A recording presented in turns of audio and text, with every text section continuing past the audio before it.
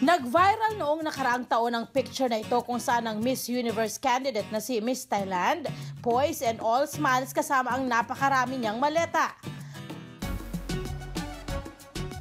At mukhang siya ang peg ng lakwatserong si Yasmin na ala Miss Thailand sa dami ng kanyang mga bitbit sa paglarga.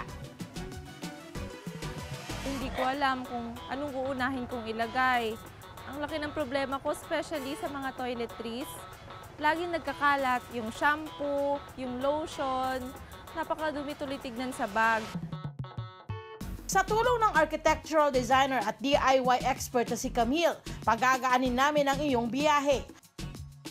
Number 1 essential ang toiletries sa travel, pero dapat hindi tumapon ang mga shampoo at lotion para iwas hassle. Para gawing spill-free ang mga ito, maghanda lang ng cling wrap at clear plastic bottles. Ang dapat mo lang gawin, girl, ay gumamit ng cling wrap at gupitin ito sa maliliit na parte. Isalin ang shampoo or lotion sa plastic bottles. Ang nagupit na cling wrap, ipatong sa butas ng bote, saka ito takpan. Voila! Kahit maalog ang bagahe, hindi natatapon ang laman ng inyong spill-free bottles. Ang bibilhin nyo lang ay yung cling wrap na 80 pesos sa palengke. Isa namang gusot free tip sa pag-eempake magagawa gamit ang beach hat. Ito ang inyong damit hanggang maging maliit na square.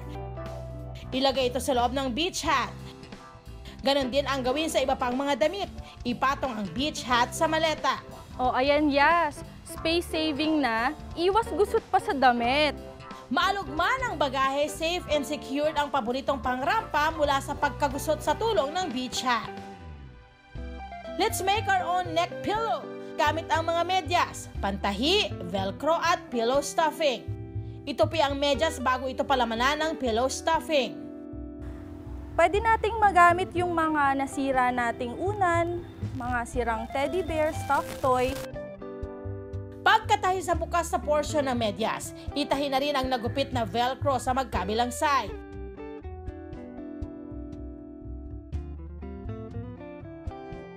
Ayan. Yes, meron na tayong neck pillow na magagamit. Pwede ka nang mag-travel. Guaranteed ang beauty rest sa malayong biyahe. Sa 25 pesos na pillow stuffing at 20 pesos na velcro, ang total gasto sa bagong neck pillow, less than 50 pesos lang.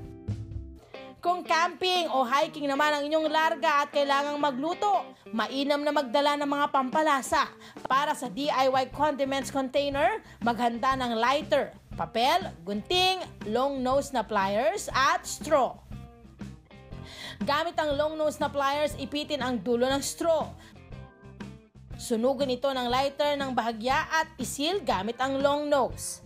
Gawing funnel ang papel, irolyo ito at isalin ang mga pampalasang bibit-bitin. Gupitin sa kalahati ang straw at sunugin ulit ng bahagya ang bukas na parte.